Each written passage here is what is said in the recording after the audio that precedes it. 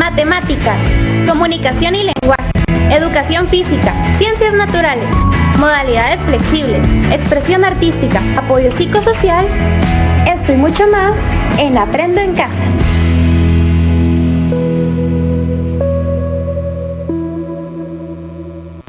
Bienvenidos a Aprendo en Casa. Yo ya estoy listo para aprender, espero que ustedes también.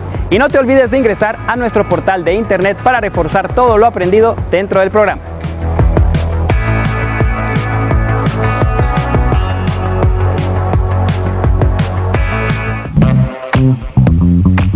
Ciencias naturales.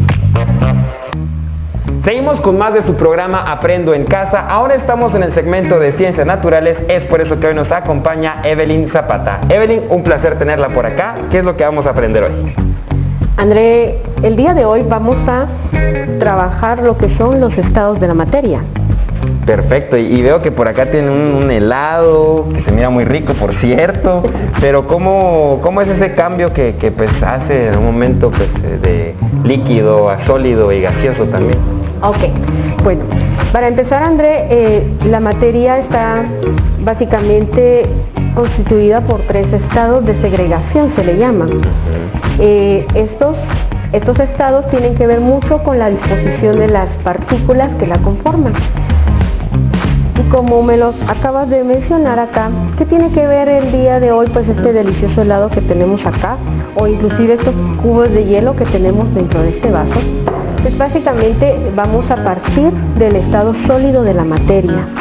El estado sólido es aquel en donde todas las partículas que la componen están básicamente en un estado de reposo, están todas bien ordenaditas, quietas, no se mueven. ¿Por qué? Porque el estado en el que se encuentran no permite ese movimiento. Fíjate, André, que esto es como cuando estamos en el salón de clase, que tenemos sentado a todos los niños, a cada uno en su escritorio, en las hileras, bien ordenaditos y bien quietecitos. Que no ahí se pueden mover, no están se quietos. mueve, no se mueve. Es una estructura básicamente bien ordenada. Perfecto. El estado sólido. El estado sólido. Factores que tienen que ver con estados de segregación de la materia, entre uno de ellos está la temperatura. Cuando hablamos del estado sólido, y en este caso vamos a tomar como referencia el agua. El agua sabemos nosotros que está constituida por 2 átomos de hidrógeno y 1 átomo de oxígeno. Entonces, como referencia, el agua en estado sólido, la temperatura es una temperatura que está básicamente a 0 grados centígrados. ¿Sí? Esto es importante, dependiendo de la escala de temperatura que nosotros determinemos. En este caso, para la centígrada, la Celsius, que así se conoce, el estado sólido del agua, la temperatura es 0 grados. ¿Ya? Bueno, 0 grados para que logre estar en ese estado sólido. Estar compacta, correcto. Perfecto. Si la temperatura empieza a aumentar, entonces inmediatamente vamos a ver que va a cambiar su estado. A medida que dejamos nosotros estos cubitos de hielo acá en este vaso y la temperatura empieza a aumentar, entonces el estado sólido inmediatamente va a empezar a cambiar al estado líquido. Eso a través de un proceso conocido como fusión. Y vamos a encontrar entonces que ahora, cuando el agua ya no se encuentra en estado sólido, sino que se encuentra en estado líquido, la forma que ella va a adquirir básicamente va a ser del recipiente que la va a contener. Sí, pero ya no tiene forma. Ya no va a tener una forma definida. Ya no va a tener una forma definida. Aunque te puedo decir un dato muy curioso. Sin gravedad, en el caso de viajar al espacio, si un astronauta deja caer una cantidad de agua dentro de su nave, dentro de su cápsula, la forma que adquiere esa gota de agua es esférica. es completamente esférica. Sí o sí, va a ser esférica. Va a ser esférica. No hay gravedad que la está afectando y entonces Ni va a ser manipulando, ni ¿verdad? manipulando, va a ser esférica. Pero aquí nosotros en la Tierra pues sabemos que hay una gravedad que nos afecta, ¿verdad? Entonces, pues esta va a adquirir la forma del recipiente que la contiene. A Perfecto. medida que avanza y elevamos la temperatura, entonces ese estado sólido va a cambiar y va a pasar a un estado gaseoso, se le conoce. Y entonces, volviendo a la analogía que hicimos del salón de clase, en el estado sólido los niños están sentados en su salón, en su escritorio y en las hileras. Compactos. En eso que se empiezan a levantar, que maestra quiero ir al baño, que maestra me deja ir a la tienda, recreo. sí, empiezan a moverse, entonces ya vamos al estado líquido. Las partículas ya tienen un poquito más de libertad para poderse mover. Cuando ya caemos al estado gaseoso, definitivamente es porque ya tocaron la campana del recreo y ya salieron los niños todos y salen corriendo, ya tienen libertad de movimiento, y es justamente lo mismo que sucede con la materia en el estado gaseoso. Ya su composición estructural, su composición química, las partículas ya tienen libertad de movimiento, ellas ya se pueden mover y ¿las podemos almacenar? Claro que sí. ¿Pero cómo? Bajo presión. Lo mismo puede suceder, por ejemplo, acá con el aire que tenemos nosotros aquí en el ambiente, ¿verdad? No lo vemos con el aire que tenemos en el ambiente. ¿Cómo podemos nosotros verificar realmente que forma parte de la materia? ¿Podemos nosotros encerrarlo? Claro que sí. Sí, pues, Acá. con una bolsa. Sí. No. Y sabemos nosotros que tenemos aire, ¿ya? Y tiene libertad de movimiento. Ese aquí sí tiene libertad de movimiento. En el caso, por ejemplo, de los aerosoles, que se guardan bajo una presión, las partículas que conforman ese gas dentro del recipiente chocan a lo largo de las paredes, esperando el momento en que puedan ser liberadas. Y por eso sale con más fuerza. Y por eso sale con más fuerza. Perfecto. Y por último, André, para dejar concluido el tema de los estados de la materia, existe un cuarto estado de la materia o estado de segregación, y es el que se conoce como el plasma.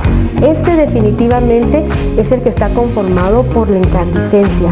Nosotros podríamos decir, por ejemplo, que el halo de luz solar es una constitución de ese plasma.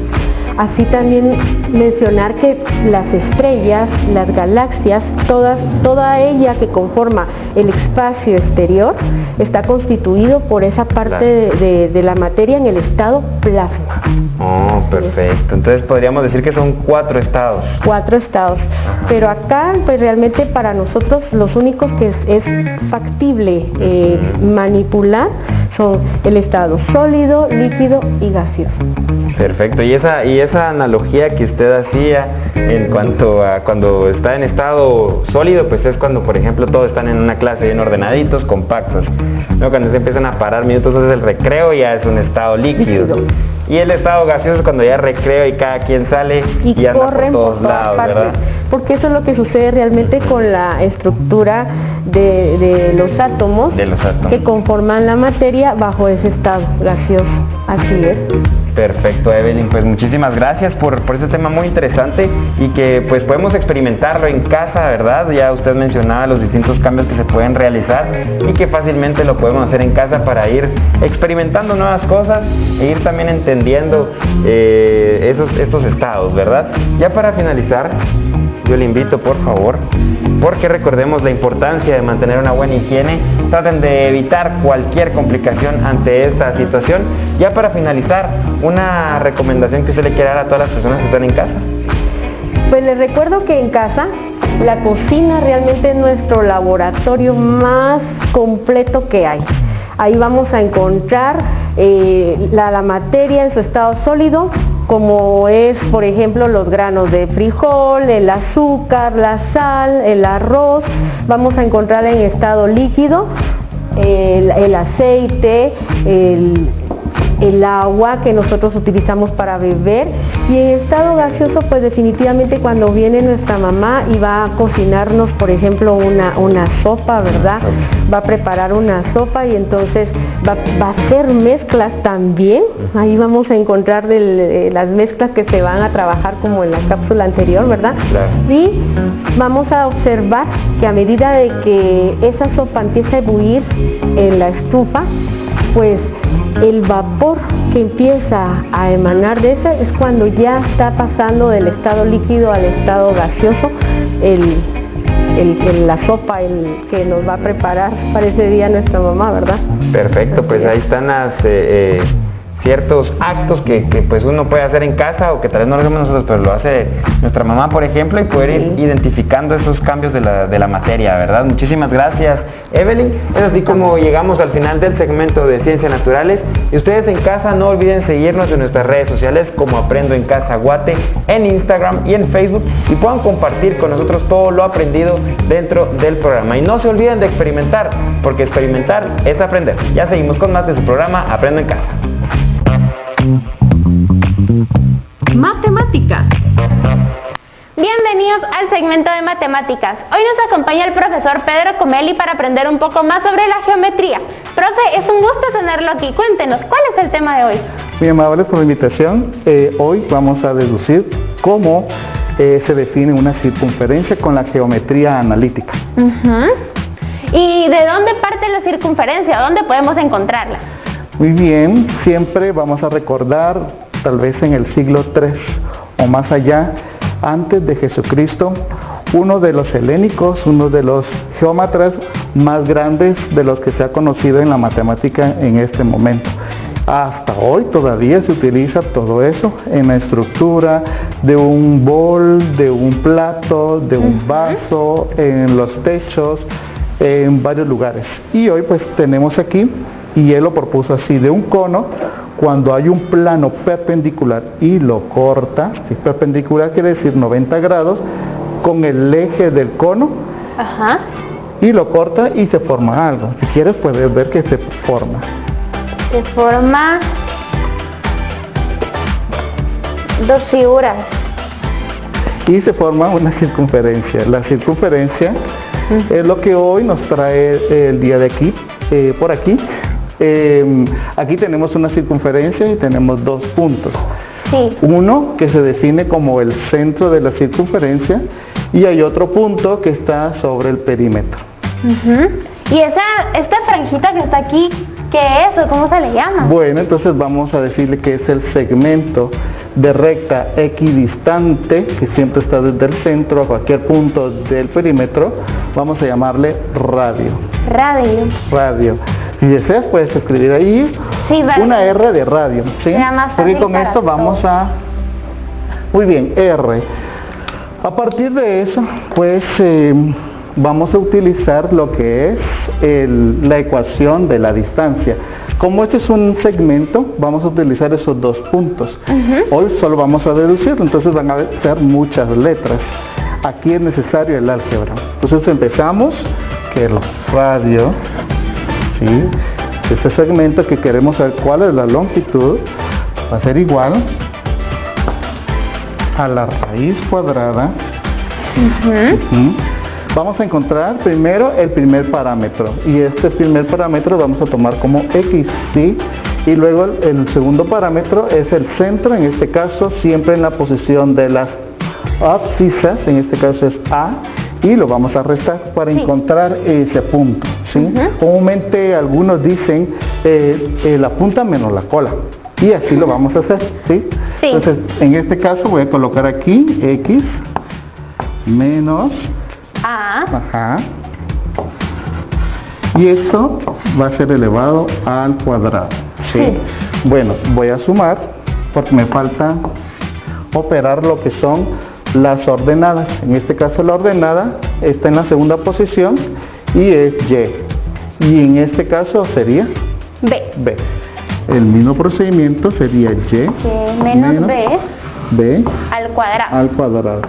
Esta es la ecuación que me ayuda a determinar la longitud de ese segmento de recta, a la cual nosotros denominamos R y sabemos que es el radio. Sí. Muy bien. Y aquí nuestro propósito es encontrar cuál es la ecuación general para definir una circunferencia. ¿Qué tenemos que hacer aquí? ¿Qué crees que podemos hacer? Tal vez ir simplificando. Muy bien, entonces para simplificar vamos a utilizar primero quitar esta raíz, es una operación contraria. ¿Cuál sería la operación contraria a una raíz cuadrada? Elevar al cuadrado. Muy bien, entonces elevemos al cuadrado Ambos lados. a ambos lados, ¿sí? Muy bien, operando, tenemos que la raíz con esta potencia se opera y me queda 1. Entonces me queda aquí, ya operado, R al cuadrado. R al cuadrado va a ser igual a X menos A al cuadrado más Y menos B al cuadrado. Muy bien, seguimos. Ya hicimos, quitamos, mejor dicho, la raíz operándola. Ahora necesitamos operar estas potencias. ¿Cómo lo vamos a operar? Tendría que elevar al cuadrado cada una de las que está dentro del paréntesis. Sí, ese es un binomio al cuadrado. Aquí es donde tenemos que tomar lo que es la factorización y producto notable, ¿sí? Sí. Como es un binomio al cuadrado, esto va a resultar al momento de simplificarlo como un trinomio cuadrado perfecto. Sí. Entonces, si tú te recuerdas cómo era, tomamos el primer término. Ajá. El primero al cuadrado Ajá. más, o en este caso menos, Menos. 2 veces el primero por el segundo Ajá. más el segundo al cuadrado. Wow. Sí que has aprendido en estas lecciones, Claudia. Continuamos. Como aquí sigue más. Más Nuevamente es un binomio al cuadrado. ¿Cuál es el procedimiento? el mismo, sería el primero al cuadrado menos 2 veces el primero por el segundo más el segundo al cuadrado. Muy bien, ya casi está la ecuación completa para deducirla. ¿Qué tenemos que hacer? Tenemos que igualarla a 0 para que esta ecuación funcione y ordenarla siempre con los exponentes mayores hasta el último término, que es el término independiente. En este caso, ¿cuál podría ser nuestro término independiente? Profe, ¿a qué se refiere exactamente con un término independiente? Muy bien, buena pregunta. Muchas veces nosotros no identificamos cuál es el término independiente. Ajá. Pero el término, en este caso, nosotros estamos tomando a X, primer término, Y, el segundo término, y hay otros que no tienen X y Y. A eso les vamos a llamar nosotros términos independientes, que al sumarlo o a restarlo nos da una cantidad, ¿sí? Sí. Muy Entonces bien. serían todos los que tengan la A y la B. Muy bien, sería A al cuadrado, Y B al cuadrado y R al cuadrado. R al cuadrado. Para que nuestra ecuación general quede igual a 0, vamos a ordenarla de esa manera y ahí cumplimos el propósito de esta lección. Bueno, pero esta R que está aquí está del otro lado del signo. Sí. ¿Cómo puedo transformarla o cambiarla de lado? Tendría que pasarla a restar a este lado. Muy bien, entonces lo que vamos a hacer es utilizar el inverso aditivo, ¿sí? Ajá. Ya no lo voy a colocar aquí, ya lo tenemos que conocer. Y vamos a colocar aquí, entonces 0. Copio todo lo que está ya resuelto. Al final lo vamos solo a ordenar. Sí. En este caso sería menos. R cuadrado. Muy bien. Entonces nuestra ecuación ya casi está. ¿Qué nos falta? Ordenar. Ordenarlo. Vamos a considerar siempre los exponentes con mayor valor. Entonces en este caso tenemos exponente mayor de valor, X al cuadrado. Tenemos que poner adelante todos los cuadrados. Todos los cuadrados que sean variables que tengan X y Y, ¿sí? Ok. Entonces en este caso sería X al cuadrado Más Y al cuadrado. más Y al cuadrado. Bueno, ya quedamos con la primera. Ahora vamos con el exponente 1, porque ya no tenemos más al cuadrado. Ya no. Tenemos aquí 1 Y aquí y aquí a otro. la 1. Sería menos 2AX menos 2BY. Y ahora ya tendríamos que irnos a las variables independientes con Muy exponente bien. 2. Buen aprendizaje. Ahora ya puedes identificar cuáles son las variables independientes. Respetemos el orden que está ahí. En la realidad vamos a encontrar que son números. Son cantidades reales. Muy bien, y esta es la ecuación que define una circunferencia. A partir de un modelo matemático donde encontramos la distancia o la longitud entre estos dos puntos. Profe, y mi última duda para cerrar este segmento sería, ¿cómo podemos ver reflejada la circunferencia en el círculo? O sea, ¿qué espacio es? Bueno, aquí en esta figura, si ustedes ven ahí en casa también, vemos un área, ¿sí? Sí. Un plano. Pero en realidad es todo lo que está aquí, es el perímetro. Eso define lo que es la circunferencia. Ajá. O sea, se podría decir que es todo el borde. Es el borde. Ese es el modelo matemático que lo define. Bueno, profe, muchas gracias por habernos enseñado este tema tan interesante y habernos enseñado la raíz de todo, de dónde surge. Yo lo voy a invitar ahora a que nos desinfectemos las manos. Muy bien. Esa es buena idea, Claudia. Muchas gracias, profe. Recuerden a todos en casa lavarse muy bien las manos, hacerlo constantemente y mantener su lugar de trabajo muy limpio y ordenado. Profe, si usted pudiera darnos un resumen así bien puntual de lo que aprendimos en esta cápsula el día de hoy, ¿cuál sería? Bueno, a partir de modelos que los grandes geómetras han dado, podemos nosotros deducir ahora ecuaciones sencillas como la circunferencia, a partir de dos puntos. Tenemos una ecuación general, que esta es la ordinaria general, y esta es la general que puede definir cualquier función de las ecuaciones cónicas. Por lo tanto, esto nos va a dirigir a todas las demás, y estas precisamente solo a la circunferencia. Muchas gracias, profe, nuevamente por habernos acompañado el día de hoy. Recuerden que es momento de quedarnos en casa y que juntos saldremos adelante. Apoyo psicosocial. Continuamos con más de su programa Aprendo en Casa. Ahora estamos en el segmento de apoyo psicosocial y es por eso que nos acompaña la licenciada Miriam Hernández. Licenciada, un placer tenerla por acá. ¿Qué tema vamos a abordar hoy?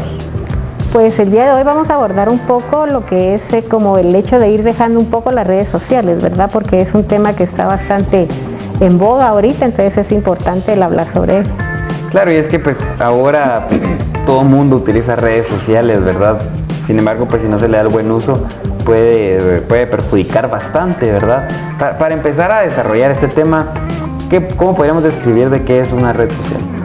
Bueno, pues las redes sociales son un medio de comunicación e interrelación personal, ¿verdad? O sea, nos relacionamos con otras personas a través de diversas redes sociales, pero las redes sociales en sí siempre han existido, ¿verdad? O sea, cuando yo me juntaba con mis amigos a jugar, ahí estaba formando una red social. Lo que ha sucedido últimamente, esto es algo contemporáneo y lo que se ha dado es el hecho de que es de forma virtual, ¿verdad? Podemos decir que tenemos muchos amigos, pero realmente cuántos amigos tenemos, ¿verdad? Entonces, y que nos trae mucha entretenimiento, nos distrae, ¿verdad? Por eso es que se buscan mucho las redes sociales. Claro, es que las redes sociales pues tienen muchas cosas positivas, pero si se les da el mal uso puede llegar a ser negativo, ¿verdad? ¿Cómo podríamos identificar ese límite donde pues ya puede ser algo perjudicial para nosotros? Pues las redes sociales en sí no son malas, de hecho en la situación que estamos actualmente, ¿qué hubiéramos hecho todos con el teletrabajo, los estudios? ¿Qué hubiéramos hecho sin las redes sociales? El problema de las redes sociales es el poco límite que tenemos de ello, ¿verdad? El que no nos imponemos límites, el estar anclados a determinadas redes sociales, ese es el problema principal. Claro, y es que hay momentos donde por la situación pues dependemos mucho de las redes sociales, ¿verdad? Pero ¿qué aspectos en específico pues se van tomando en cuenta al momento de decir puede ser malo para una persona de las redes sociales? Por ejemplo, cuando estamos como padeciendo de ansiedad, el hecho de ver que no me responden, puede ser que yo haya posteado algo y no tengo los suficientes likes o no lo han visto las suficientes veces, entonces esa ansiedad, esa depresión, ese hecho de no querer moverme de donde estoy esperando alguna notificación, entonces ahí es donde tenemos que tomar en cuenta de que algo está sucediendo. Y licenciada, ¿hasta qué punto podríamos diferenciar si ya es el uso de redes sociales, pues en lo personal es un hábito o ya es una adicción, por decirlo así. Tal vez en el momento en que no somos capaces de poder dejarlo ahí, en el momento de que estamos con nuestra familia, estamos en alguna reunión y no tenemos la capacidad de dejarlo, ¿verdad? O sea, el hecho de estar pendiente siempre del móvil, del estar viendo nuestras redes sociales, ahí es donde tenemos que empezar como a ver qué es lo que está pasando, si realmente tenemos un límite o son las redes sociales las que nos están dominando. Claro, y es que hay aspectos que hay que tomar en cuenta al momento de darle uno el uso a las redes sociales, ¿verdad? Usted mencionaba lo de, por ejemplo, la cantidad de amigos que uno puede tener en redes sociales y pues son amigos verdaderos, toda la información que uno pues comparte o transmite por medio de las redes sociales que puede en algún momento pues ser usada en contra de uno, ¿verdad? Entonces también tener esa información necesaria para saber exactamente qué se hace o qué información existe en las redes sociales, ¿verdad? Licenciada, ¿qué beneficios le podríamos sacar a un buen uso de las redes sociales? Mencionaba usted también ya lo del teletrabajo y esa comunicación que podemos tener ante esta situación, pero ¿qué otros beneficios podemos obtener de las redes sociales si le damos el uso adecuado? Tal vez realmente seguir aquellas páginas que nos suman, ¿verdad? No que nos van a restar tiempo, se les suele llamar que es como robatiempo, ¿verdad? Porque por ejemplo el hecho de manejar un vehículo hay cierto límite que permite el poder manejarlo, mientras que las redes sociales no importa la edad, ya se pueden tomar las redes sociales. Y mientras más joven se aprende a manejar las redes sociales, como que ese hábito se va afianzando más. Entonces algo positivo que podemos tomar es seguir aquellas páginas que realmente nos sumen como personas, nos hagan crecer, nos ayuden a nuestro beneficio profesional, personal. Hay bastantes redes sociales que pueden apoyar en todo eso, entonces son las situaciones que podemos ir buscando.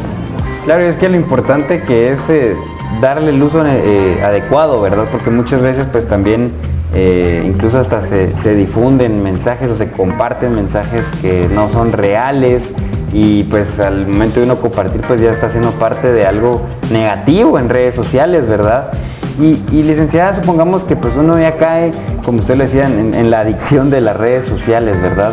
¿Cómo poder controlar eso? Porque sabemos que todo en exceso es malo, ¿verdad? Entonces si caemos en un exceso en redes sociales pues también va a ser malo. ¿Cómo podríamos tratar de trabajar en ese problema que nos puede perjudicar a nosotros en lo personal y también a las personas que nos rodean? Bueno, pues primero, como cualquier hábito, mal hábito que tengamos, es el ser conscientes, el darnos cuenta de que tenemos ese mal hábito, porque nada puede cambiar si no estamos conscientes de que tenemos un problema, ¿verdad? Eso sería lo primero. Otro podría ser el que tomemos como un listado de cuánto tiempo gastamos nosotros en el teléfono, ¿verdad? O sea, al día, qué páginas yo sigo, cuántas veces lo observo, cuántas veces estoy pendiente de mi móvil, entonces, y al final del día nos podemos dar cuenta de qué tanto tiempo gastamos, ¿verdad? Entonces eso ya nos puede volver a ser conscientes de qué tanto tiempo estamos utilizando en el uso del móvil. Otro puede ser mantener nuestras notificaciones en silencio, porque eso nos hace no estar pendientes de cada notificación, porque me sucede a mí que si estoy trabajando y estoy escuchando la campanita, cada momento estoy volteando, quién me escribiría, ¿verdad? Entonces si lo tengo en silencio pues puedo trabajar tranquilamente y mi trabajo es como más productivo. Otro podría ser el hecho de autolimitarnos a nosotros mismos, o sea, conscientemente voy a venir yo y voy a decir, no lo voy a usar al levantarme, ¿verdad? Porque he escuchado que al levantarnos tenemos mucha energía y si utilizamos el móvil al nomás levantarnos, si visitamos las redes sociales, eso como que nos resta energía, ¿verdad? Entonces, autolimitarnos, puedo decir yo lo voy a utilizar únicamente después de almuerzo. Después de almuerzo voy a ver una hora, por ejemplo, las redes sociales.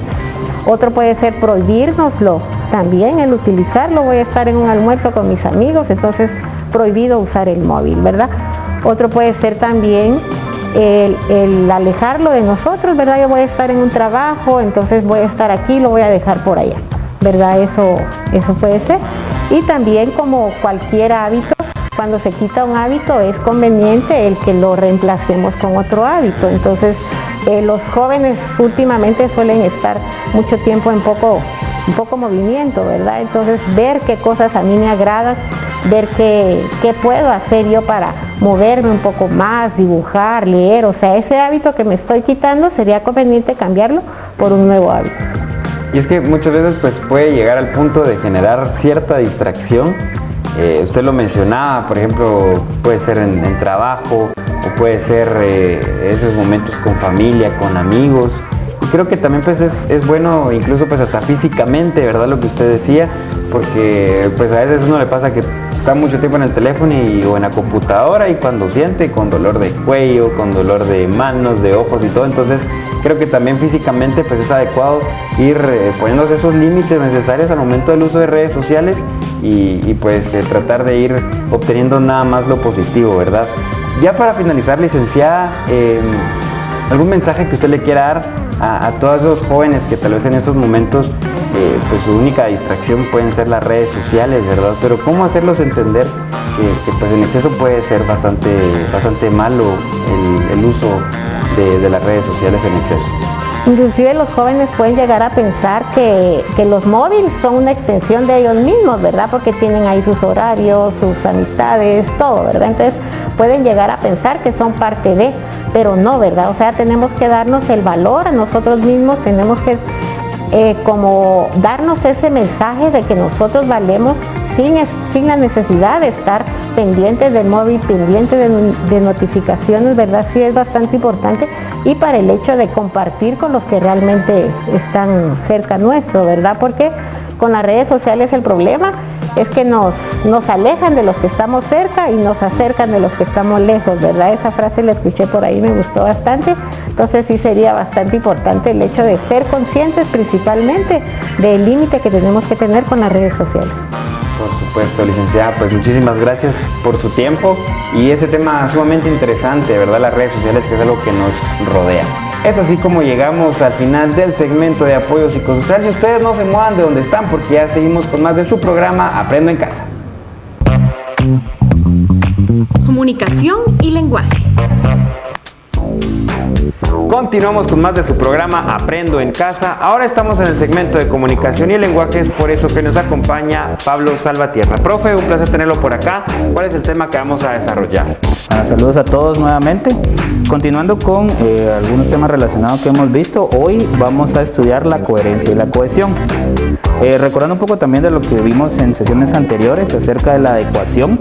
¿Te recuerdas que hablamos acerca que hay registros de la lengua, formal e informal, así como decisiones inconscientes que dependerán del contexto social, la educación y todo eso?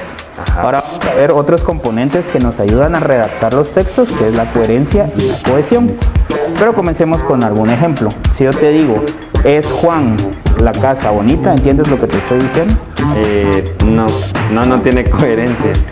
Entonces eso es lo que vamos a ver, qué herramientas o cómo darle coherencia a nuestro texto, así como una cohesión. Pero primero pasemos con la coherencia. ¿Qué es la coherencia? Es organizar y distribuir el tema en nuestro texto. Nosotros sabemos que, por ejemplo, ¿cuál es la estructura de un texto narrativo?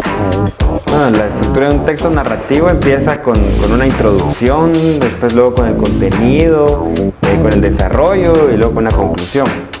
O el desenlace. Entonces cuando tú estás leyendo un cuento, esperas que esa sea la estructura, que te presenten a los personajes, que tengan algún determinado problema y que lo resuelvan. Que llevan un orden lógico, se podría decir. Pero ¿qué pasa cuando hay un autor y te lo presenta de diferente manera? Por ejemplo, que empiece por el desenlace, después por la introducción y termine por el nudo. Se nos hace bolas ahí. Pero también te ejercita a tratar de como armar un rompecabezas en este cuento. Primero tenemos que conocer bien la estructura de géneros para después nosotros poder jugar con esa estructura. Porque si hay cuentos que no inician como está la estructura establecida. Y nosotros al momento de leerlos tenemos que ir reconstruyendo. Entonces ya es una lectura más participativa, más activa, que te exige un poquito más. Pero para que nuestro texto tenga coherencia, tenemos que organizarlo y distribuirlo adecuadamente. Así como en la oración que les indiqué al inicio, no está bien distribuido. porque sabemos que primero tiene que ir el sujeto, después el predicado y nos tiene que decir todo eso. Entonces el orden sería: la casa de Juan es bonita, para que ya tenga coherencia. Pues que las ideas queden bien plasmadas y bien ordenadas para que se pueda entender adecuadamente. Y que se desarrollen de forma organizada. Ahora, ¿qué elementos hay acerca de la coherencia? Podemos encontrar coherencia cuando en libros dividen el contenido en capítulos, párrafos y oraciones. En ese sentido, hagamos un pequeño ejercicio acá. Vamos a ver si reconocen en casa, y tú también, las partes de un texto. Este es un texto. Cuando unimos varias palabras que inician con mayúscula y terminan con punto, ¿cómo se llama esa unidad, ese elemento? Es una oración. Es una oración. Cuando unimos varias oraciones acerca de una idea, ¿cómo se llama ese conjunto? ¿Un párrafo? Un párrafo. Y cuando unimos varios párrafos que ya nos exponen ideas diferentes, ¿cómo se llama? Sería un texto, una reacción. Correcto. Entonces esa es la jerarquía que hay dentro de un texto. Las palabras forman oraciones, las oraciones forman párrafos, pero si te das cuenta acá hay espacios. ¿Por qué? Cada párrafo desarrolla una idea principal y luego la amplían las ideas secundarias. Entonces acá podríamos hablar que en este párrafo hay una idea principal, en este otro párrafo hay otra idea principal y este otro párrafo es otra idea principal. Por eso es que hay espacios, para irlas separando. Entonces no se mezclan ni crean esa coherencia. Porque imagínate que estés hablando acá una idea principal tal vez del agua, de qué está compuesta. Pero juntas este párrafo que nos va a hablar acerca de consecuencias si llueve demasiado. Estás mezclando estas dos, entonces tu lector no va a entender la idea que realmente quieres dar. Entonces por eso es importante saber también utilizar signos de puntuación y cómo separar. Y la separación por medio de párrafos también ayuda bastante porque también dividir las ideas, como usted dice, ¿verdad? Si fuera un solo texto completo sin separación de párrafos, sería bastante complicado, ¿verdad? A diferencia de que si lo dividimos en párrafos y en oraciones, como usted dice, utilizando signos de puntuación y demás, pues nos ayudan a ir entendiendo idea por idea en orden, ¿verdad? Así es. Ahora también la estructura. Como habíamos hablado al inicio, por ejemplo, un texto narrativo tiene una estructura determinada, un informativo también, un argumentativo también. Entonces tenemos que saber bien esa estructura para ya organizar también ya los párrafos y cómo vamos a dividir esos capítulos y todo lo que vamos a realizar. Y también es bueno que hagamos un ordenador o esquema. ¿Te recuerdas que trabajamos un esquema cuando estábamos haciendo el resumen? Que hicimos un mapa conceptual. Pues de esa manera tenemos que trabajar también para organizar nuestro texto. Porque así ya lo tenemos de forma visual, ya más gráfico. Entonces solo hacemos el esqueleto, por llamarle de alguna forma, y solo lo vamos rellenando con la información que Pues obtenemos esos elementos esenciales, esa columna vertebral, por decirlo así, para ya después irlo complementando con esas palabras. Así es. Entonces ahora pasemos al lado de la cohesión. ¿Qué es la cohesión? Tenemos que conectar nuestro texto, es decir, todas las ideas y todas las oraciones tienen que ir conectadas y también evitar repeticiones. Por ejemplo, si yo te digo, el niño está caminando por la calle, el niño se cayó, el niño lloró, el niño llamó a su mamá. ¿Qué elemento se repite? El niño. Y crea hasta cierto punto cierto aburrimiento al momento de escucharlo o leerlo. Pero para eso hay mecanismos de cómo poder evitar eso. El primero sería la sustitución. ¿Sabes qué es un sinónimo? Sí, que tienen el mismo significado pero se escriben diferente. Palabras que tienen el mismo significado pero se escriben diferente. ¿Y cuál sería un sinónimo para niño? Podría ser el pequeño o en Guatemala pues el patojo podría ser también. Se va a ir jugando con esas palabras. ¿Y ahí qué estás aplicando también? Estamos usando chapinismos, podrían ser. Que forma parte del dialecto. Entonces te das cuenta cómo se interrelaciona todo. También supongamos que quieres escribir un cuento para niños. ¿Qué tipo de registro usarías? ¿Formal o informal? Se podría utilizar un informal, porque si hablamos, si redactamos un texto formal, podría ser que los niños no nos entiendan. Entonces un informal tratando de adecuarnos a las edades, ¿verdad? Que es lo que hablamos, que marca también la diferencia entre formal e informal. Así es, entonces esto entra en juego también con estos sinónimos. Luego referencia, es cuando sustituimos el sustantivo por un pronombre. Es decir, el niño, ya después solo nos referimos a él, porque ya sabemos de qué hablamos.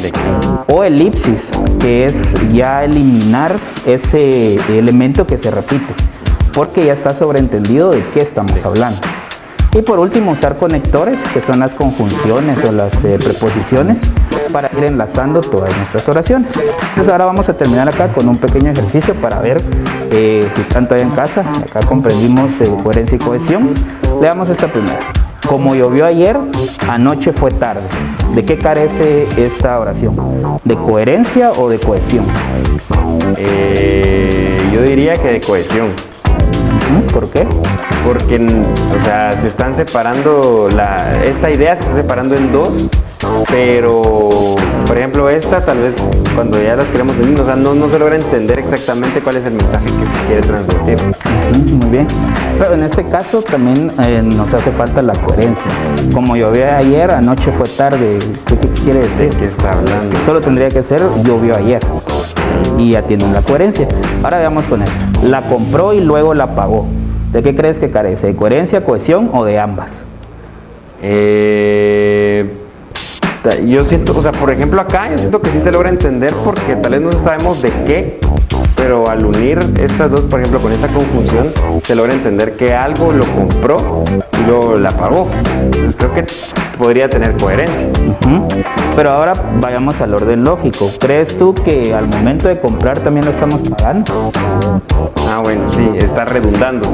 Entonces acá sería también que le hace falta cohesión y podemos eliminar solo esto o esto, o la compró o la pagó, que significa lo mismo. Ah, perfecto. Entonces ahí es cuando aplicamos ya la coherencia y la cohesión. Si te das cuenta, entonces también reducimos la idea y se hace más clara. Sí, pues, y lo que se hablaba de que cuando uno redacta, pues que sea conciso, ¿verdad? Y que se entienda bien el mensaje que queremos dar a entender. Así es, entonces eso con lo que vimos anteriormente, adecuación, son los tres componentes importantísimos al momento de redactar. Adecuar nuestro texto hacia quién lo vamos a dirigir, quién nos va a leer, darle esa coherencia y darle cohesión. Perfecto, profe, pues muchísimas gracias. Es un tema muy interesante que pues forma parte de la redacción, que es algo que ustedes en casa lo pueden poner en práctica y lo debemos de hacer, ¿verdad? Porque muchas veces nos toca realizar tareas. Profe, muchísimas gracias. Es así como llegamos al final del segmento de comunicación y lenguaje. Y ustedes no olviden seguirnos en nuestras redes sociales como Aprendo en Casa Guate, en Facebook y en Instagram para poder interactuar con nosotros. Es así como llegamos al final de este segmento y no le cambie porque ya seguimos con más de su programa Aprendo en Casa. Expresión artística. Bienvenidos al segmento de expresión artística. Hoy vamos a aprender algo sobre educación musical. Como vimos en el segmento anterior, el arpa es un instrumento de cuerda. Los colores en las cuerdas significan todos los rojos son do y los azules son fa. Entonces tenemos la escala do, re, mi, fa, sol, la, si, do. Como podemos ver, este es do, este también es do, se llaman igual pero suenan diferente. El arpa es el antecesor del piano. Quiere decir que antes de que existiera el piano, existió el arpa. Si tú tienes la oportunidad de ver un piano de cola, podrás ver que dentro tiene un arpa acostada. De hecho, así se llama, arpa, que es donde se hacen vibraciones las teclas y producen su sonido. El arpa es como el piano, pero no tiene las teclas negras, únicamente las teclas blancas. La estructura del arpa, estos pines que tenemos acá de metal, son los que nos permiten sostener la cuerda. Para poder poner una cuerda tenemos que hacerle un nudo, pasarla por debajo de la caja, jalarla y lograrla afinarla. Ese es el proceso para poder tener una cuerda. Todas las cuerdas que vemos aquí son específicamente cuerdas de arpa. No podemos utilizar cuerdas de otro material, tienen que ser cuerdas específicamente para el arpa. En el arpa se pueden utilizar diferentes ritmos. Puedo con mi mano derecha, toco melodías Puedo hacer arpegios, puedo hacer glissandos y mi mano izquierda me permite hacer los bajos, hacer diferentes ritmos. El arpa es un instrumento que cumple dos funciones, la función de tocar la melodía y el acompañamiento al mismo tiempo. Vamos a ver algo sobre la música tradicional guatemalteca, que ahora utilizamos el arpa como nuestro instrumento. El son que les voy a presentar ahorita es un son de proyección folclórica y su nombre es el rey quiché.